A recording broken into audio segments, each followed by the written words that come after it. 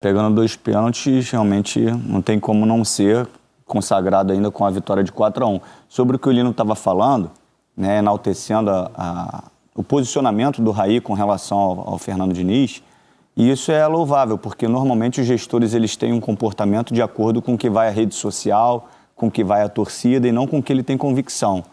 E quando o Fernando Diniz foi contratado, eu falava sobre isso. Os números do Fernando Diniz, extremamente ruins.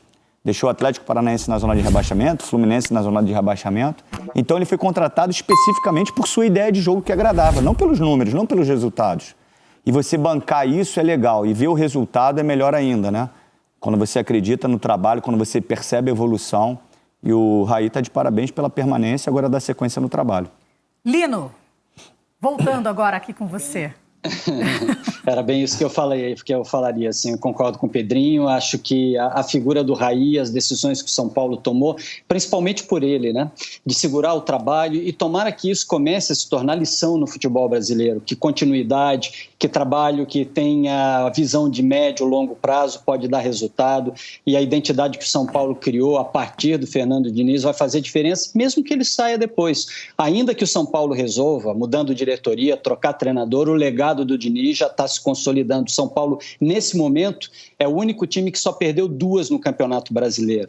Os outros, quem menos perdeu, Atlético Mineiro, Palmeiras, Internacional, Flamengo, tem 4 derrotas, ou seja, o time do Diniz perde pouco. No outro jogo, que aconteceu no mesmo horário, que começou às 4 horas da tarde, deu Sport 1-0 diante do Atlético Paranaense, gol de Thiago Neves. Na sequência, a gente também mostra aqui para você e fala sobre essa partida. Aliás, temos esse gol já, produção, ou daqui a pouquinho a gente mostra? E vamos primeiro repassar aqui os gols de Flamengo e São Paulo. Então vamos primeiro São Paulo e Flamengo, vitória do São Paulo.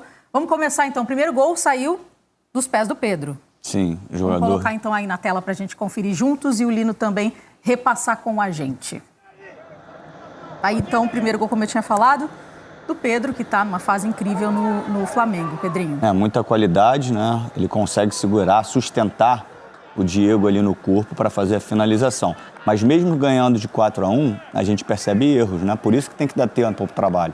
Isso aí é um erro claro de uma marcação onde quando um vai disputar a bola, a sobra já tem que acontecer.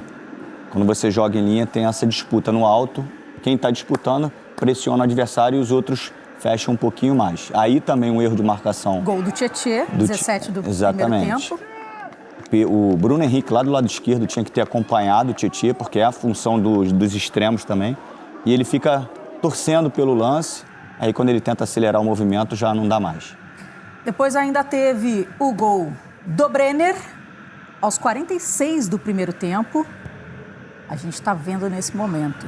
E essa questão de, se posiciona muito bem, isso aí também, às vezes, é lorota, porque o passe não foi para ali, né? O passe era por dentro, né? E ele acabou tendo sorte porque recebeu a bola atrás num desvio. O lance do pênalti, a gente acabou de ver, o Reinaldo cobrou e aí colocou 4-1 no placar. Kingnaldo, Lino, como a torcida normalmente chama aí.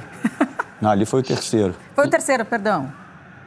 Terceiro, nossa, já tá até perdido, é verdade. Quarto agora, tá certo. Exatamente, Pedrinho, muito obrigada. E aí, mais um gol de bola longa. 4-1.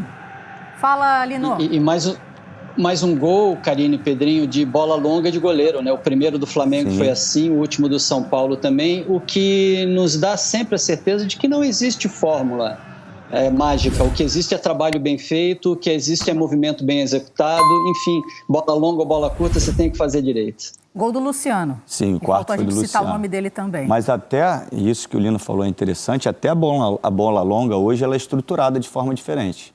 Na minha época, o goleiro mandava todo mundo sair, hoje não. Hoje o posicionamento é como se você fosse sair de trás, né, organizado, estruturado, para você deixar a disputa lá no mano a mano, né, e num desvio você conseguir levar vantagem, como foi o gol do Pedro. Aí o movimento errado da corrida da zaga do Flamengo, porque quando você abaixa para fazer o movimento da batida, a zaga, a linha já tem que fazer a corrida antes da batida sair. Você tem que ter a leitura, porque senão o atacante leva vantagem e rasga, como o Luciano rasgou em frente à área. Vamos dar uma olhada também na atuação do Volpi, que foi fundamental nesse resultado do São Paulo em cima do Flamengo. Ele deu assistência e também acabou evitando 2 pênaltis, né? Acabou evitando com que a bola entrasse realmente no gol. Tá aí, ó. Ele mereceu ser o craque da partida, Lino. Esse do Bruno Henrique foi muito mal batido, né? O Bruno Henrique dá uma batida fraca, não é nem bem no canto, o Volpi quase passa da linha da bola e aí a defesa dele foi, não diria tranquila, a defesa de pênalti nunca é tranquila, mas foi muito mal batido. Esse outro também não está longe de ter sido mal batido, né, Pedrinho? Praticamente na mesma posição, na mesma altura, ele chega inteiro. É quando o goleiro ginga e mata o atacante. Os 2 pênaltis foram muito mal batidos, mas o Volpi estava ali, isso é mérito de goleiro. Vamos colocar aqui também na conversa ele, Odinei Ribeiro e também o Maurício Noriega. Odinei, que de vez em quando eu gosto de chamar de Odair, vê se pode. Esses dias eu chamei de Odair, aí ficou, né? Ficou entre nós aqui, Odinei, Odair. É Odilon. Odilon, isso é boa. Mais Odilon do que Odinei. Bem-vindo, meninos. Valeu. Boa noite para você, Karine, Pedrinho, Lino. Tô aqui com o Maurício Noriega, o Júnior participou com a gente na transmissão do Premier, também o André Pessoa, o Sálvio.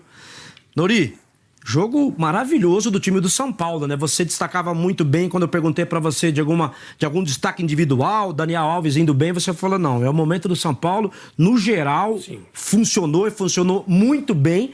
E o Diniz sabe jogar contra o Flamengo, né? O ano passado 2 empates e esse ano uma goleada no Maracanã. Vai ficando uma marca registrada dele. Boa tarde, Karine, Pedrinho, Lino. Boa tarde, amigos que estão com a gente no Troca.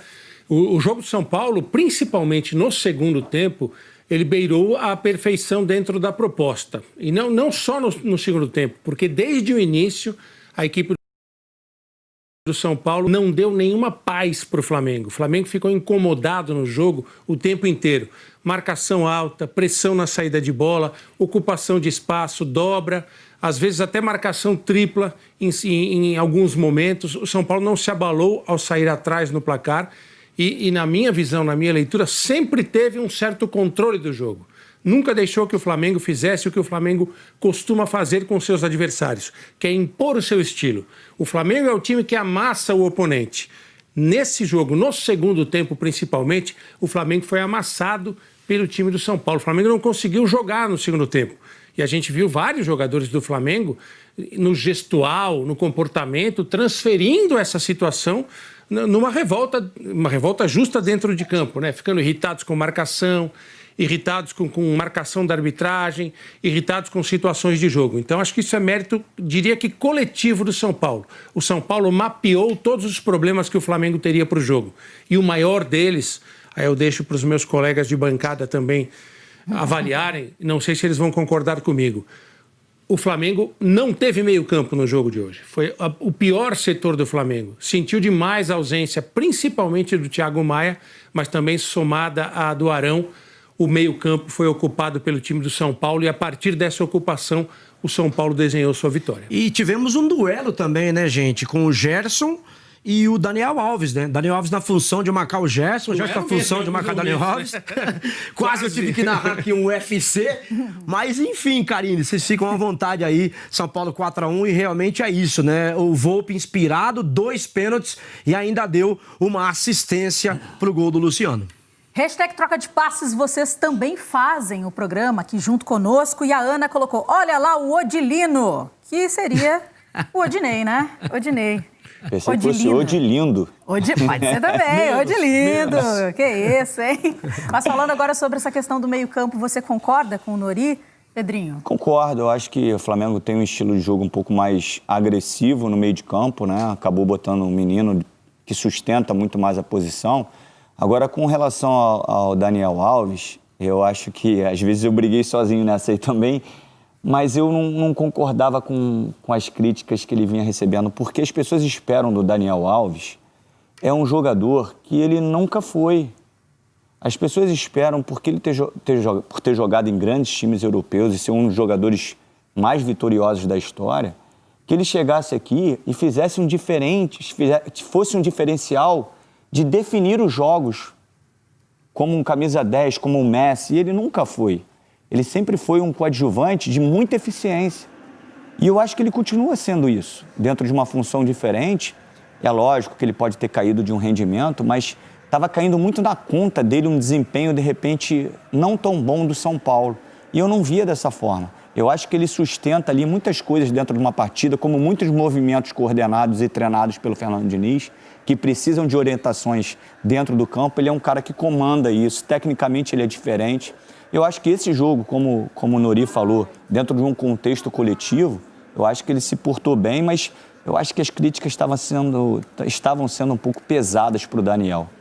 Lino, ainda falando em relação ao que os meninos levantaram a bola, e também o Pedrinho comentou, em relação ao meio-campo, depois também a gente pode ainda aprofundar mais essa questão do Daniel Alves, que eu concordo com o Pedrinho, acho que a expectativa era que ele realmente fosse um 10 e não é a função dele dentro de campo, isso é claro. Mas falando do meio de campo, Thiago Maia e Arão fizeram muita falta para o Flamengo, você também enxerga dessa forma?